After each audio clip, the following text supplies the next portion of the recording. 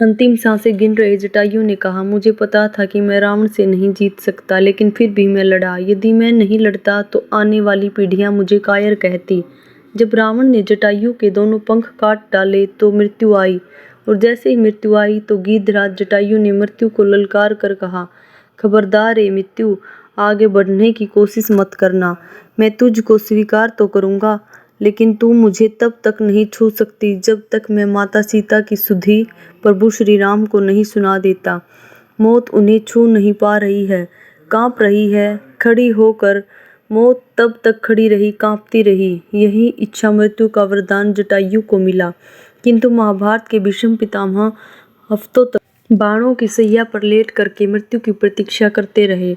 आंखों में आंसू हैं, वे पश्चाताप से रो रहे हैं, भगवान मन ही मन मुस्कुरा रहे हैं।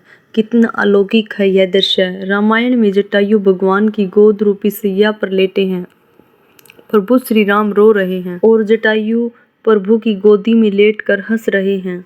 वहीं महाभारत में भीष्म पितामह रो रहे हैं और भगवान श्री कृष्ण हंस रहे हैं। भिन्नता प्रतीत हो रही है कि नहीं? अंत समय में जटायु को प्रभु श्री राम की गोद की सैया मिली, लेकिन भीष्म पितामह को मरते समय बाणों की सैया मिली।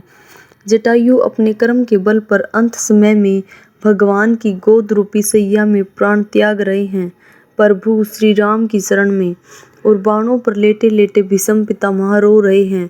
ऐसा अंतर क्यों? ऐसा अंतर इसीलिए है कि भरे दरबार में भीष्म पितामह ने द्रौपदी की इज्जत को लूटते हुए देखा, विरोध नहीं कर पाए और मौन रह गए। दुशासन को ललकार देते, दुर्योधन को ललकार देते तो उनका साहस न होता, लेकिन द्रौपदी रोती रही, बिलखती रही, चीखती रही, लेकिन भीष्म पितामह सिर झुकाए बैठे रहे, नारी की रक्षा नहीं कर पाए। उसका परिणाम यह निकला कि इच्छा मृत्यु का वरदान पाने पर भी बाणों की सैया मिली।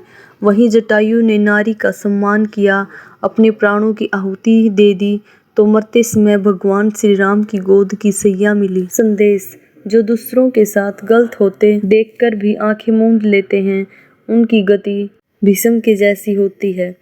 Please channel subscribe. Radhe Radhe.